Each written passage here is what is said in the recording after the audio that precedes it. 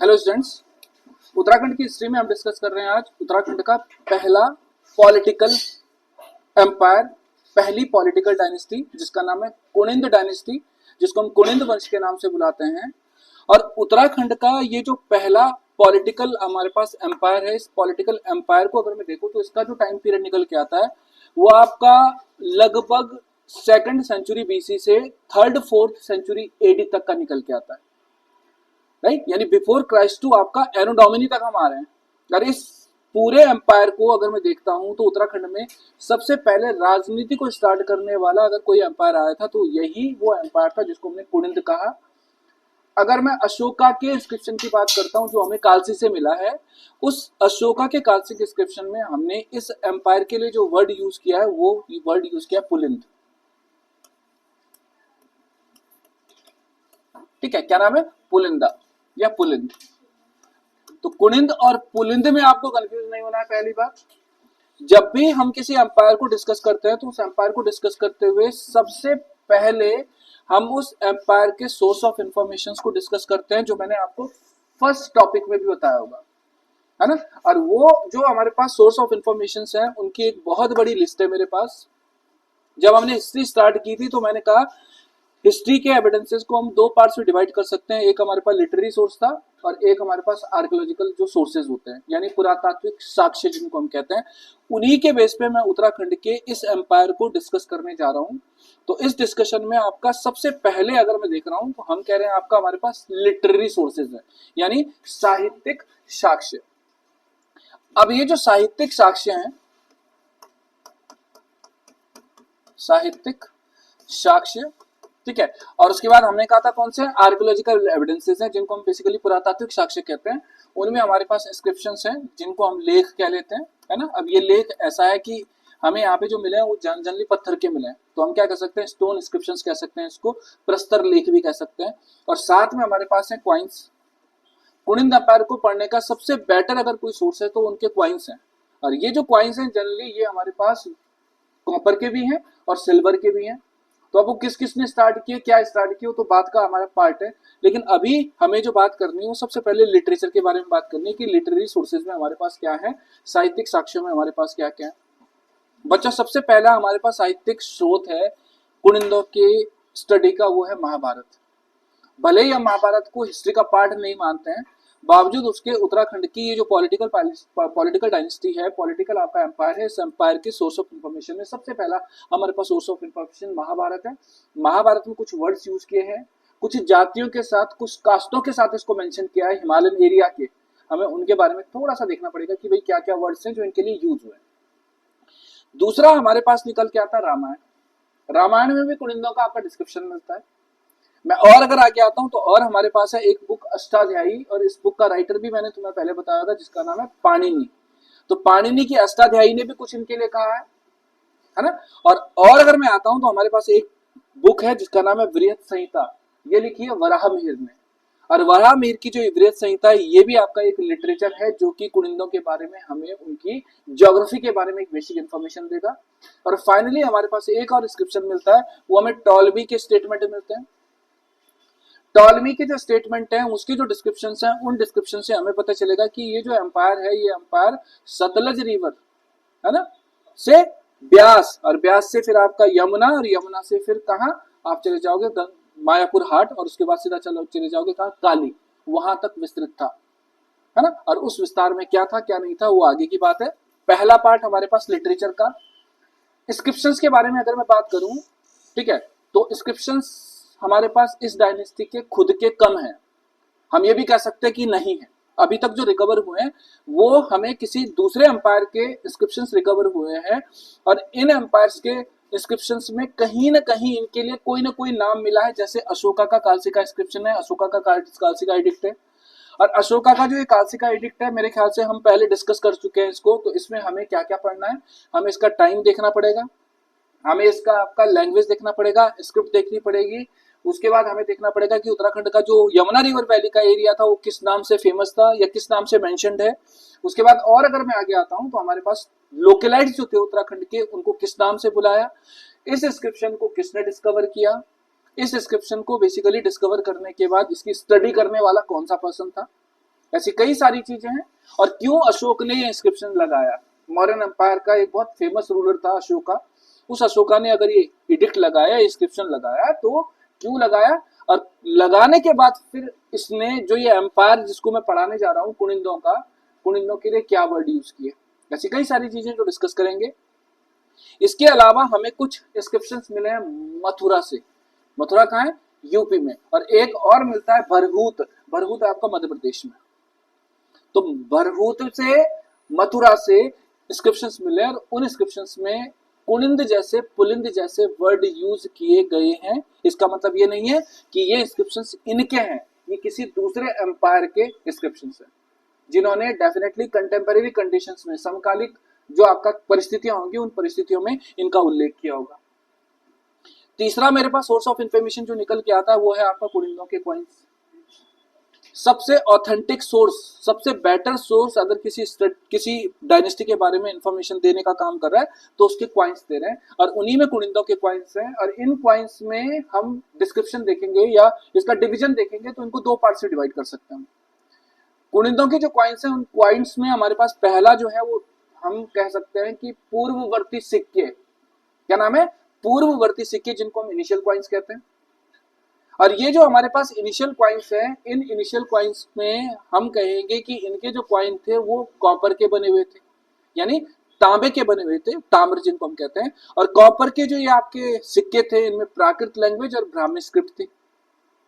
और प्राकृत language, Brahmi scripted ये जो आपके क्वाइंस मिले हमें इनिशियल फेज के, there is no name of any king, there is no title of any king. Means प्रारंभिक सिक्के जो थे, इनिशियल जो क्वाइंस थे, उसमें किसी कुनिंद किंग के उपाधि का डिस्क्रिप्शन नहीं मिलता है, यहां तक कि उनके नामों का भी उल्लेख नहीं मिलता है।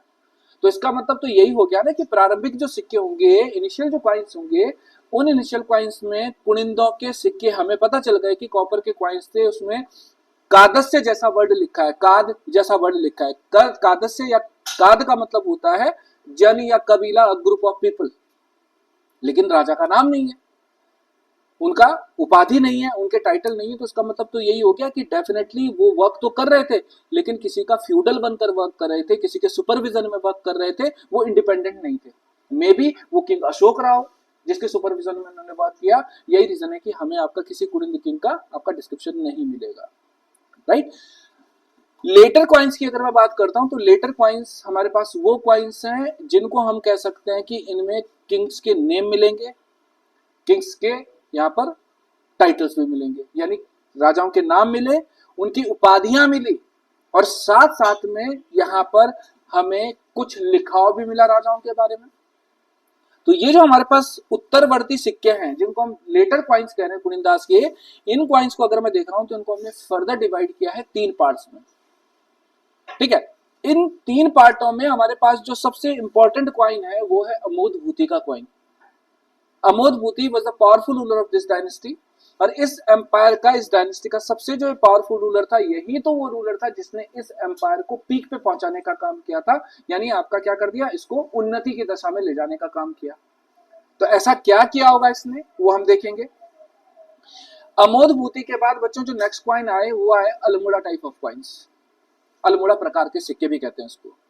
तो अल्मोड़ा प्रकार के सिक्कों की अगर मैं बात करता हूँ, अल्मोड़ा टाइप ऑफ कॉइंस की अगर मैं बात करता हूँ, तो अब यहाँ पे लिखा हुआ है अल्मोड़ा टाइप ऑफ कॉइंस, तो बच्चे समझते हैं कि भाई अल्मोड़ा से मिले सारे, है ना। और अल्मोड़ा का अस्तित्व तो आज से नहीं है। अल्मोड़ा की अगर मैं नेम की बात करूँ तो आज से नहीं है, अल्मोड़ा का नाम बहुत पुराना है, ठीक है। लेकिन अल्मोड़ा से लगे हुए जो कुमाऊं के कई सारे डिस्ट्रिक्ट्स आपको दिख रहे होंगे, मैंने कहा बागेश्वर लिखा है, पिथौरागढ़ लिखा है, चंपावत है, नैनीताल है, उधर ये डिस्ट्रिक्ट तो बाद में बने, इनकी फॉर्मेशन, इसकी फाउंडेशन तो बाद में हुई है, किताबें लिख दी गई बहुत पहले। तो इसीलिए हमने उनको क्या लिखा, अल्मोड़ा प्रकार के सिक्के लिखा, यानी अल्मोड़ा और उसके नियर बाय एरिया से, उसमें बागेश्वर भी है, वहां से जो सिक्के मिले। और उन क्वाइनों को, अल्मोड़ा टाइप ऑफ क्वाइनों को अगर मैं देखूं तो यहां से हमें कई किंग्स के नाम मिलने वाले हैं, ठीक है। हमें कत्यूर वैली के एरिया से आपका किंग्स के नाम मिलने वाले हैं, और इन किंग्स के नाम एग्जाम में पूछ लेता है, वो क्या करेगा, पीसीएस का जैसे पेपर 2014 का पेपर, उसमें किंग्स के नाम लिख लिए, उसमें शिवदत्त, शिवपालित, मृगभूति और एक मृगभूति और एक और किंग का नाम था, और उसमें से आपका दत्त की जगह आपका शिवदेव कर दिया, और कहा इनमें से कौन सा है जो मेंशन नहीं है, वो क्या करता है, लास्ट के नेम चेंज कर देगा और बोलेगा कि कौन सा इंक्लूडेड है कौन सा नहीं है। तो हमें आपका इस फेज पे जाना है अल्मोड़ा टाइप ऑफ कॉइन्स पे, जो लास्ट सिक्का था इसका, और सॉरी जो आपका अमूद बूटी के बाद जो नेक्स्ट कॉइन आया अल्मोड़ा टाइप, और उसके बाद थर्ड जो कॉइन आता है वो है चत्रेश्वर टाइप ऑफ कॉइन्स। ये जो कॉइन है जिसको मैं चत्रेश्वर कह रहा हूं, इसके कई सारे नाम है।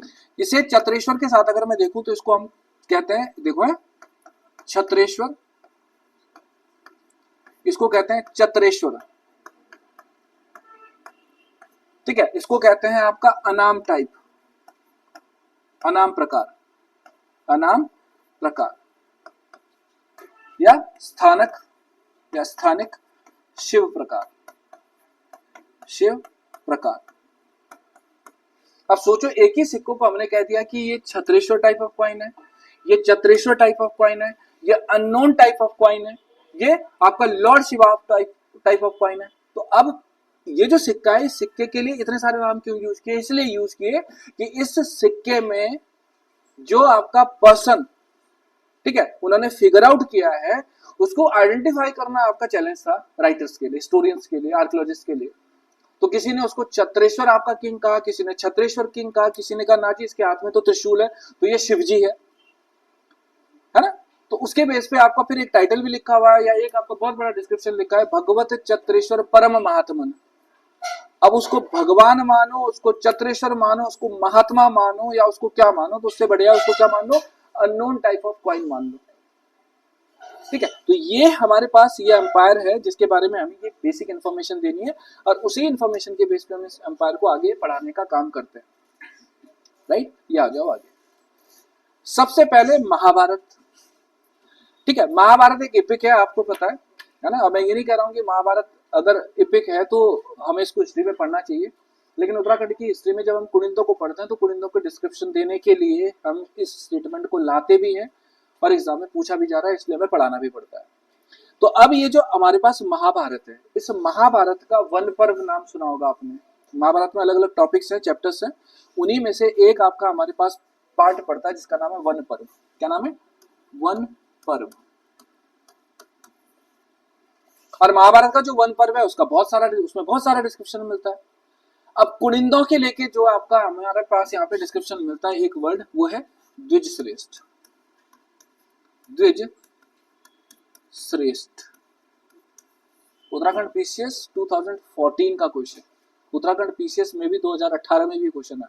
ये 2 से 3 बार रिपीट हो गया क्वेश्चन की कुनिंदास को किस नाम से डिस्क्राइब किया है महाभारत में। महाभारत में कुनिंदास को द्विज श्रेष्ठ के नाम से डिस्क्राइब किया गया है, पहला पार्ट।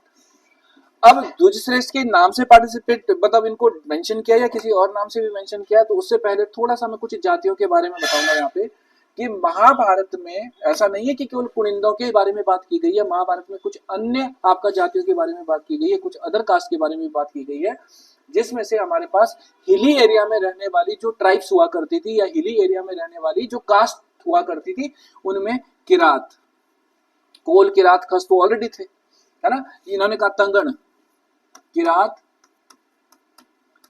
ठीक है, तंगण, ठीक है। नेक्स्ट है आपका तुषार, दरद और अंभस्ट। एक सेकंड है, अंभस्ट या अंभस्ट, ये वर्ड यूज किया है इनके लिए।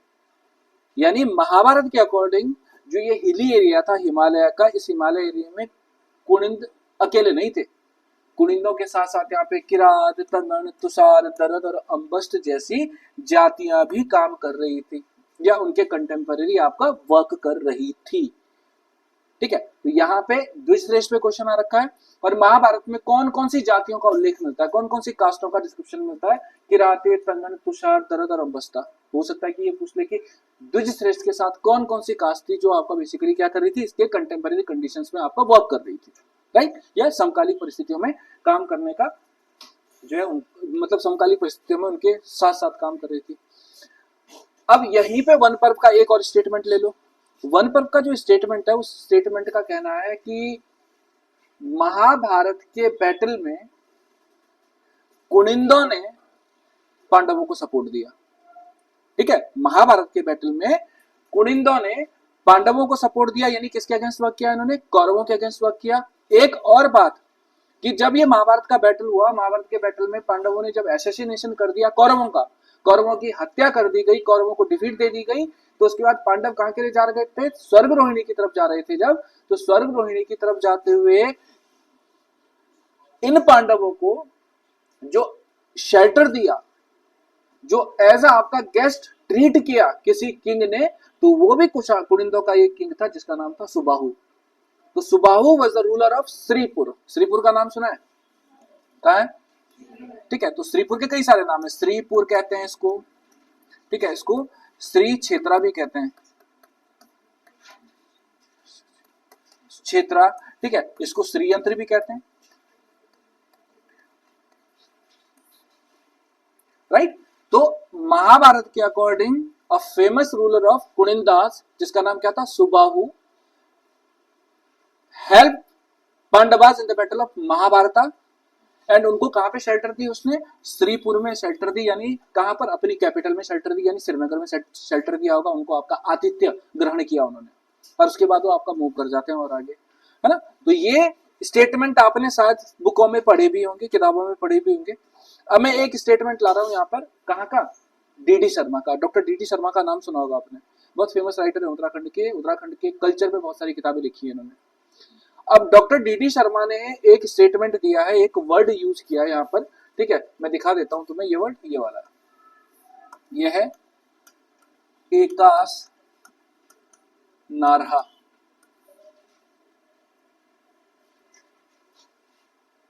एक सेकंड है,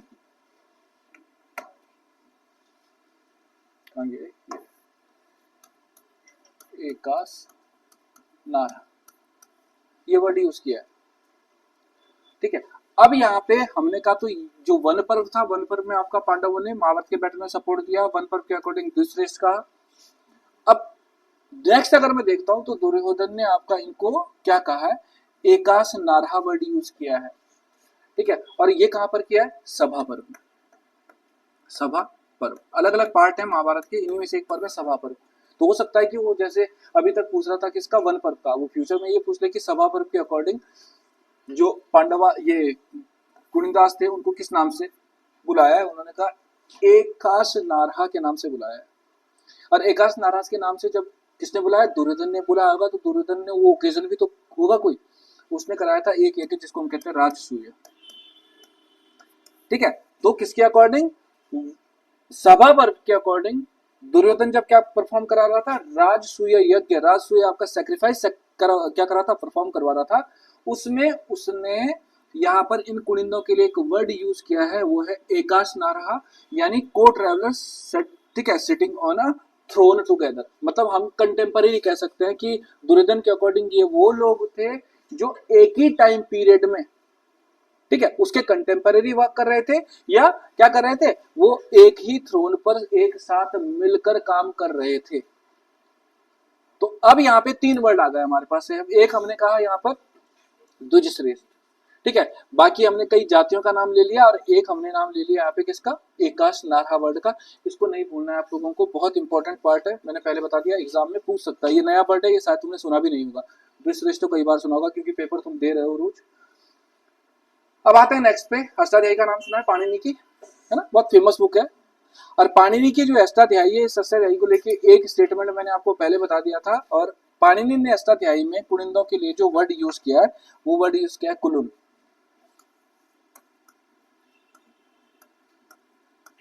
क्या है, कुलुन। एक और वर्ड है यहाँ पे, वो है कुलुंद्रोपथ, कुलुंद्रोपथ या कुलुंद्रोपंथ। ये वर्ड भी हमें कहां से मिल रहे हैं, पाणिनि के अष्टाध्यायी से मिल रहे हैं। इसका मतलब है कहीं ना कहीं महाभारत के एरा में थे या रहे होंगे, और पाणिनि के स्टेटमेंट ने भी प्रूफ कर दिया कि भाई कुनिंदास को कुलून या कुलुंद्रोपथ के नाम से वो अष्टाध्यायी में आपका क्या कर रहा है, डिस्क्राइब कर रहा है। छोटे छोटे स्टेटमेंट आएंगे। अब आते हैं हम आपका एक और बुक पे जिसका नाम है वृहत संहिता। किसने लिखी है, वराहमिहिर ने। और वराहमिहिर की जो वृहत संहिता, इस वृहत संहिता ने आपका क्या कर दिया, एक वर्ड यूज कर दिया इनके लिए, द्विजमुख। ये वर्ड तुमने नहीं पढ़ा होगा, मैंने कहा ना कि एक ही वर्ड पढ़ा होगा, वो बार बार जो क्वेश्चन रिपीट होता है वो कौन सा है आपका, वो था हमारे पास द्विजश्रेष्ठ। अब हो सकता है कि वो कल के दिन ये पूछ ले तुमसे कि बराहमीर ने अपनी बुक वृहत संहिता में कुनिंदों को किस नाम से डिस्क्राइब किया, वो ऑप्शन में द्विजमुख भी लिख लेगा, द्विज श्रेष्ठ भी लिख लेगा, द्विज लिख लेगा, द्विज ब्राह्मण लिख लेगा, तब क्या करोगे? तो ध्यान रखना यहाँ पे द्विजमुख वर्ड यूज किया है बराहमीर ने वृहत संहिता में। ठीक है, ये हमारे पास नए नए वर्ड आ रहे हैं।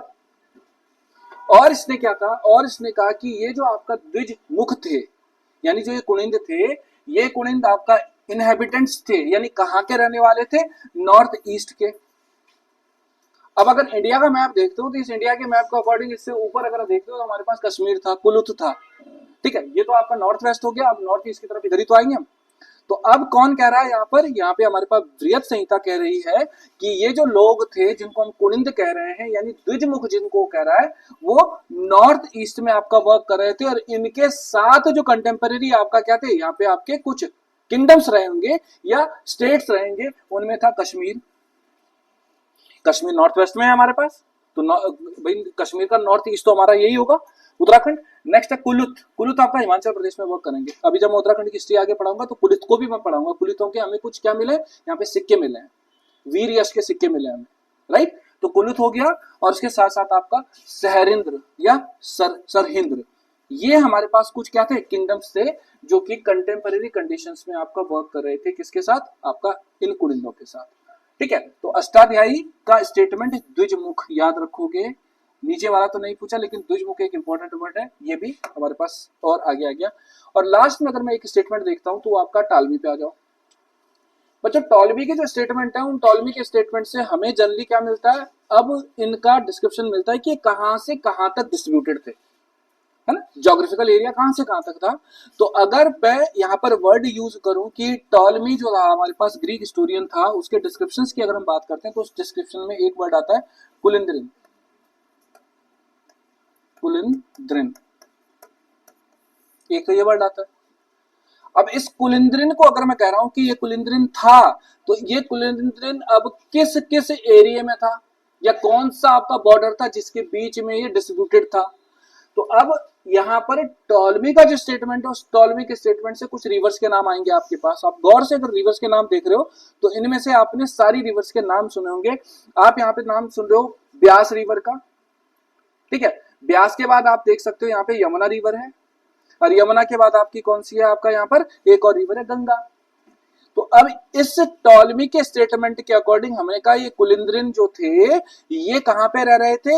ये वो लोग थे जो बेसिकली उस कंट्री का, उस किंगडम का पार्ट थे जिसमें रिवर गंगा थी, जिसमें रिवर यमुना थी, और जिसमें रिवर ब्यास थी।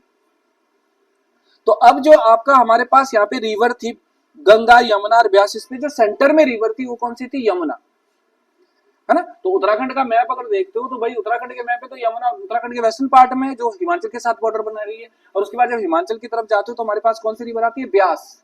और ब्यास के साथ आपका कौन सी है और ऊपर? वो है सतलज। तो हम ये कह सकते हैं कि ये जो आपका एम्पायर था, ये एम्पायर सतलज रिवर वैली से ब्यास, ब्यास से फिर यमुना, यमुना से होते हुए गंगा, और गंगा से लेके फाइनली कहां तक डिस्ट्रीब्यूटेड था? काली तक था। अब आप बोलोगे सर यहाँ तो काली आई नहीं रखी। काली नहीं आ रखी है, लेकिन इनके जो सिक्के हैं वो सिक्के हमें उस एरिया से मिले हैं। मैंने कहा ना कि हमें कत्यूर वैली से सिक्के मिले हैं। हमें अगर मैं देखूं तो अल्मोड़ा के एरिया से सिक्के मिले हैं। तो अब ऐसा तो नहीं था कि जेब में कोई सिक्के लेके चला गया और उन्होंने ऐसे छोड़ दिए वहां पे सिक्के। डेफिनेटली जब वो रहे होंगे वहां पर, आर्कियोलॉजिकल सर्वे ऑफ इंडिया जो है, उन्होंने जब एक्सकेवेशन किया, खुदाई कराई, जब उनको सिक्के मिले तभी तो पता चला। तो इससे हमारे दिमाग में एक चीज तो आई गई कि वही उत्तराखंड के केवल ये वेस्टर्न पार्ट में नहीं थे, उत्तराखंड के ईस्टर्न पार्ट में भी थे, क्योंकि सिक्के मिले। ठीक है, तो इन्हीं सिक्कों के बेस पे हम फिर इनको क्या करते हैं? फर्दर आपका क्लासिफाई करते हैं। तो यहाँ पे हमारे पास अब आता है उत्तराखंड की इस पॉलिटिकल डायनेस्टी का, फर्स्ट पॉलिटिकल डायनेस्टी का एक आपका ओवरऑल चार्ट, जिसके बेस पे आप कहोगे कि ये जो एम्पायर था नॉर्थ ईस्ट साउथ वेस्ट में कहां से कहां तक डिस्ट्रीब्यूटेड था, यानी कि जो बाउंड्रीज थी वो बाउंड्री कहां से कहां तक थी। तो बाउंड्रीज की अगर मैं बात करता हूं तो सबसे पहले तो हम नॉर्थ में जाते हैं। नॉर्थ में अगर मैं देखूं तो हमने कहा इनकी जो बाउंड्री थी वो आपका हिमालयन माउंटेन रेंज से स्टार्ट होती है, हमसे ऊपर तिब्बत था, है ना। तो नॉर्थ में इनकी बाउंड्री हिमालयन माउंटेन रेंज थी। साउथ में अगर आते हो तो साउथ में आ जाओ यहाँ नीचे, ये है बेहट, और बेहट कहां पर है? सहारनपुर। ठीक है, सुनेत हो गया, बेहट हो गया, ये वो एरिया है जहां से इनके सिक्के मिले हमें।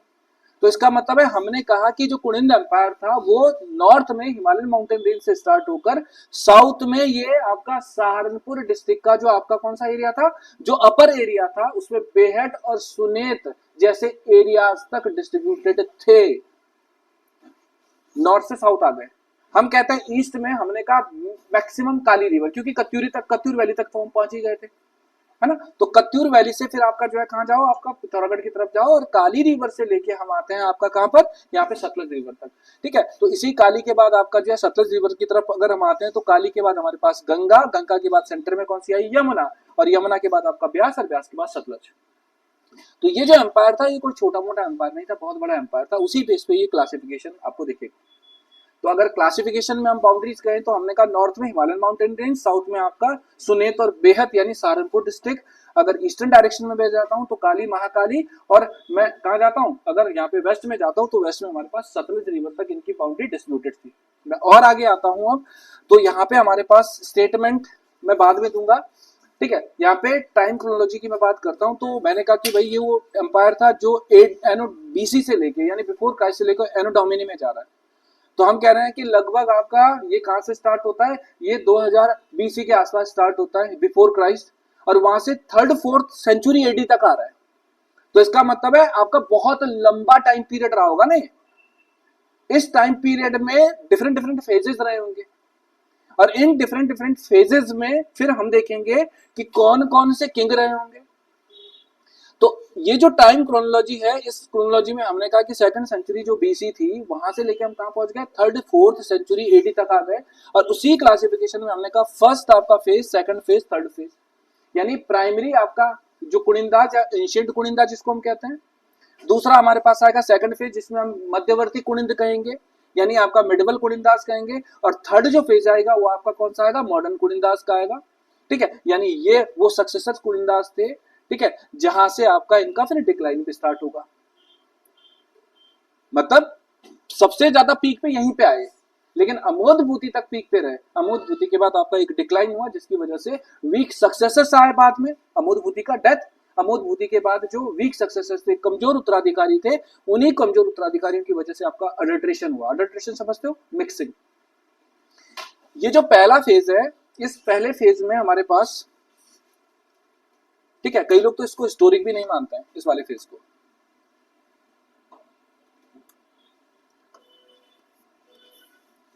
क्यों नहीं मानते, क्योंकि हम महाभारत लेके चलते हैं इसमें, महाभारत के स्टेटमेंट पे बेस्ड आपके क्वेश्चंस आते हैं। सेकंड जो फेज है, सेकंड फेज को हम कह सकते हैं ये हिस्टोरिक है। क्यों, क्योंकि यहाँ में अशोक को लाना है। अशोका का नाम सुना ही होगा तुमने, है ना। और थर्ड जो फेज निकल के आता है वो सक्सेसर कुनिंदा का, वो अमोदभूति है। अमोदभूति ये वो आपका किंग है जिसने इसको पीक पे पहुंचाया, और पीक पे पहुंचाने के बाद अडल्ट्रेशन जो हो रहा था, जो मिक्सिंग हो रही थी। पहले जो सिक्के बन रहे थे ना, हमने कहा कॉपर के सिक्के थे, तो कॉपर के कौन से प्योर सिक्के थे, वो मिक्स सिक्के थे। अमोदभूति जब आया तो इसने कॉपर के साथ सिल्वर के सिक्के इंट्रोड्यूस कराया, और कॉपर के क्वाइंस के साथ सिल्वर के क्वाइन को इंट्रोड्यूस कराने वाला पहला किंग भी कौन था, ये अमोदभूति था। थर्ड फेज का सबसे पावरफुल डायनेस्टी का, जिसके टाइम पे अडल्ट्रेशन बिल्कुल नहीं हुआ, मिक्सिंग बिल्कुल नहीं, शुद्ध सिक्के चले, प्योर सिक्के इंट्रोड्यूस हुए। लेकिन जैसे ही आपका क्या हुआ, फिर डिक्लाइन हुआ।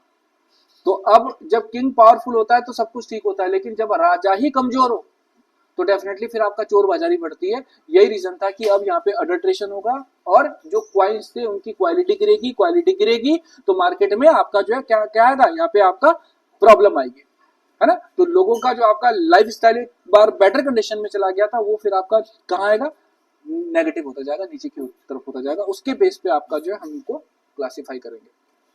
अब आओ यहाँ पर पहले पार्ट पे, फर्स्ट फेज पे। बच्चों फर्स्ट फेज की अगर मैं बात करता हूं तो फर्स्ट फेज का पहला रूलर मेरे पास था सुबाहु। ठीक है, मतलब मैं कुनिंद एम्पायर को अगर देख रहा हूं तो 3 फेजों में अगर मैं पढ़ रहा हूं तो 3 फेजों में जो पहला फेज है वो आपका कौन सा है, सुबाहु का। मैंने कहा भाई मैं टाइम पीरियड भी क्या मेंशन करूं इसमें, मैं कहूंगा 2nd सेंचुरी बीसी से आपका जो है 600 आपका बीसी तक। तो ये हमें एग्जैक्टली पता ही नहीं कि टाइम पीरियड था कौन सा। फिर आप किसको ला रहे हो, महाभारत भी लेके आ रहे हो। तो हम केवल इसको फेज में ही रखेंगे कि फर्स्ट फेज था है, और ये बिफोर क्राइस्ट है। और इस फेज में अगर मैं देख रहा हूं तो इस फेज में हमारे पास जो इनिशियल किंग है, जो प्राइमरी किंग है, उसका नाम है सुबाहु। ठीक है। और ये जो सुबाहु है, ये सुबाहु इस एम्पायर का फाउंडर है, इस डायनेस्टी का आपका क्या है, ये खोज करता है। ठीक है, तो ध्यान रखना कि ये जो कुलिन एम्पायर है, इस डायनेस्टी का फाउंडर कौन था, सुबाहु था। पहला क्वेश्चन तो ये आ गया। तो जब सुबाहु फाउंडर रहा होगा तो इसने कैपिटल भी तो बनाई होगी कहीं, तो इसकी जो कैपिटल है वो है श्रीपुर, श्री क्षेत्रा, जिसको आप क्या कहते थे, श्रीनगर कह लेते हो। तो ध्यान रखना सुबाहु की जो आपका इनिशियल कैपिटल थी वो क्या थी, श्रीपुर, श्री क्षेत्रा थी, यानी श्रीनगर थी। कौन सी रिवर के बैंक पे, अलकनंदा रिवर के बैंक पे।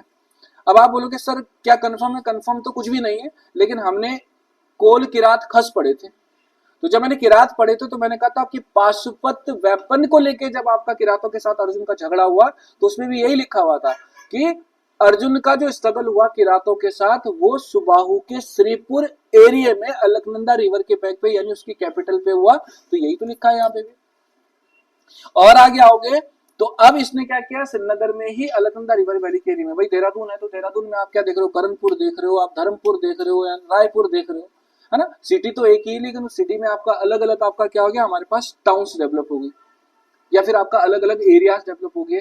तो कहते हैं कि अब इसी श्रीपुर में ही established a small town, the name of the town is, अपने ही नाम पे जिसका नाम लिखा उसने सुबाहुपुर, सुबाहुपुर को उसने अपनी कैपिटल बना लिया। ठीक है, तो कुल मिला के कैपिटल कहां रही, श्रीनगर ही रही। सुबाहुपुर कभी नहीं पूछेगा कि सुबाहुपुर किसने आपका फाउंडेशन डाली थी, सुबाहु ने डाली होगी, है ना। आगे आओ, वन पर पे आ गए हम लोग। तो वन पर में एक वर्ड तो पहले ही हमने बता दिया, क्या था, द्विज श्रेष्ठ, है ना। क्या नाम था, द्विज श्रेष्ठ, एक वर्ड तो ये यूज हुआ। अब इस द्विज श्रेष्ठ के बाद और क्या वन पर में लिखा हुआ है, कि वन पर में लिखा हुआ है कि सुबाहु और उसकी आर्मी ने महाभारत के इस बैटल में पांडवों को सपोर्ट दिया, यानी कौरवों के अगेंस्ट बैटल लड़ा। ये स्टेटमेंट आया यहां पर। एक बात, इसके बाद पूरी कहानी स्टार्ट हो जाती है कि पांडव कहां जा रहे थे, जब स्वर्ग रोहिणी जा रहे थे तो स्वर्ग रोहिणी जाते हुए पांडवों को शेल्टर देने का जो काम किया था वो भी सुबाहु ने किया था। कहां पर, श्री क्षेत्र में, श्रीपुर में, श्रीनगर में, सुबाहुपुर में। यहां तक हमारे पास सुबाहु था। इस सुबाहु के बाद अब आते हैं सुबाहु के बेटे पे जिसका नाम है विराट। ठीक है, सुबाहु के सन का नाम, सुबाहु के सक्सेसर का नाम था विराट। अपने ही फादर की तरह एक बहुत पावरफुल रूलर था। और इस सुबाहु के बारे, सुबाहु के इस सन के बारे में कहते हैं कि इसके फादर ने तो केवल श्रीनगर और उसके नियर बाय एरियाज को आपका क्या किया, रूल किया, but he was the person जिसने अपने किंगडम को एक्सपेंड करने का काम किया, जिसने अपने साम्राज्य का विस्तार किया। और इस साम्राज्य का विस्तार करते हुए हम इसको सीधा ला रहे हैं कालकूट। कहा ला रहे हैं, कालकूट। पता है कालकूट का है, कालकूट। ठीक है, कालकूट कहते हैं कालसी को। तो कहते हैं कि इसने अपने अंपायर को क्या किया होगा, एक्सपेंड किया होगा, उसका आपका विस्तार किया होगा। तो उस विस्तार में श्रीनगर से कहां पहुंच गया, कालकूट पहुंच गया, और कालकूट को उसने अपनी कैपिटल बनाया। ठीक है, कालकूट किसका पुराना नाम है, यमुना रिवर वैली के एरिया में जो कालसी है उसका नाम है। अब कालसी आया तो कालसी के बाद आपका फर्दर, अब ये थोड़ा ह्यूमिड एरिया है, गर्म है यहाँ पर, है ना। तो उसके बाद आपका इसने क्या किया, इस कालकूट से मूव किया, और कालकूट से मूव करने के बाद, यानी कालसी से मूव करने के बाद, कालसी से ही रास्ता जाता है फिर कहां के लिए, विराटगढ़ी के लिए। ठीक है, तो इसने विराटगढ़ी को डेवलप किया, और विराटगढ़ी को एज ए कैपिटल आपका जो है उसने क्या किया, वहां पर स्टैब्लिश किया। तो कालकूट, और कालकूट के बाद विराटगढ़ी की कैपिटल बनी। विराटगढ़ी कहां, देहरादून डिस्ट्रिक्ट में, कालसी से आपका रूट करता है, देहरादून डिस्ट्रिक्ट का पार्ट। ठीक है, अब यहाँ पे फिर एक स्टेटमेंट आ गया जो एक माइथोलॉजिकल कैरेक्टर पे है ना, माइथोलॉजी पे है, और ये है कि अर्जुन के बेटे का नाम क्या था, अभिमन्यु। अभिमन्यु की जो वाइफ थी उसका नाम था उत्तरा। वो किसकी डॉटर थी, वो भी आपका इस विराट की डॉटर थी, बुक्स में मेंशन्ड है ना। तो अगर मैं हिस्ट्री के अकॉर्डिंग इसको पढ़ाऊं तो हिस्ट्री के अकॉर्डिंग तो केवल एक ही लाइन आती है इसमें कि इस डायनेस्टी का फाउंडर सुबाहु था, और सुबाहु ने अपनी कैपिटल कहां बनाई थी, श्रीपुर, श्रीयंत्र या फिर श्री क्षेत्र में बनाई थी, श्रीनगर में बनाई थी, और सुबाहुपुर को स्टैब्लिश किया, बस। लेकिन अगर माइथोलॉजिकल आपका जो मैं क्या यहाँ पे पॉइंट्स जोड़ रहा हूँ वो आपका ये जोड़ने पड़ेंगे क्योंकि एग्जाम में पूछ लेता है ना। तो इनको नोट में रखना है हम लोगों को, जो महाभारत का पार्ट है ना वो नोट में रखोगे। नेक्स्ट अगर मैं देखूंगा तो फर्स्ट फेज के जो किंग्स हैं हमारे पास ये दो ही हैं, और इन फर्स्ट फेज के किंग्स के बाद अब हमारे पास जो नेक्स्ट फेज निकल के आता है उसको हम बेसिकली क्या कहते हैं, आपका मध्यवर्ती कुनिंद कहते हैं, यानी मिडिवल कुनिंदास कहते हैं। एक ऐसा फेज जब उत्तराखंड में इस एम्पायर के किसी किंग का नाम हमें नहीं मिल रहा है। यानी सेकंड फेज एक ऐसा फेज था जिसको हिंदी में कहते हैं परतंत्रता का दौर रहा होगा। यानी डेफिनेटली ये जो सेकंड फेज है, इस सेकंड फेज में जो किंग्स आए होंगे, अगर वो रूल कर भी रहे थे तो वो किसी के सुपरविजन में वर्क कर रहे थे, किसी के फ्यूडल बनकर वर्क कर रहे थे, किसी के सामंत बनकर वर्क कर रहे थे। यानी ये उनको टैक्स देने का काम कर रहे हैं। लेकिन ये बला थी कौन सी, हमें उस पर जाना है। तो यहाँ पे सेकंड फेज आएगा यहाँ पे सेकंड फेज। ठीक है, सेकंड फेज में अगर मैं देखूंगा तो आपको कुछ नहीं पढ़ना है, ये जो लिखा है मैं बाद में बताऊंगा। सबसे पहले मैं आपको ये बता रहा हूँ। यहाँ पे ये पढ़ा है? हाँ जी, बताओ जरा इसके बारे में। ये तो मैंने पढ़ा दिया है ना, तो इसके बारे में थोड़ा सा बताओ मेरे को कि क्या है और क्या क्या आपको लगता है। हाँ, कलिंगा का वॉर है। ठीक, और कुड़िंदों से क्या कनेक्शन हो गया? ये तो तुम अशोक के बारे में बता रही हो ना, मुझे तो कुड़िंदों के बारे में जानना है। तो कुड़िंदों के बारे में क्या है भाई?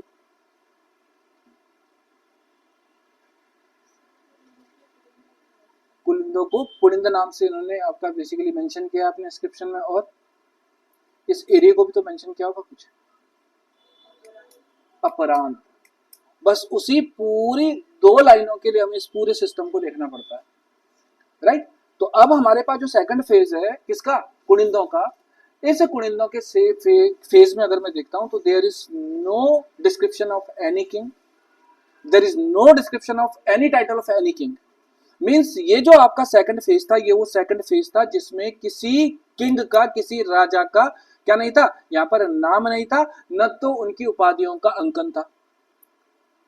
तो जब ये कुछ नहीं था तो हमें क्या मिला? हमें का सिक्के मिले, क्वाइन मिले, और उन क्वाइनों में क्या मिला? उन क्वाइनों में हमें एक वर्ड मिला जिसका नाम था काद या कादस्य।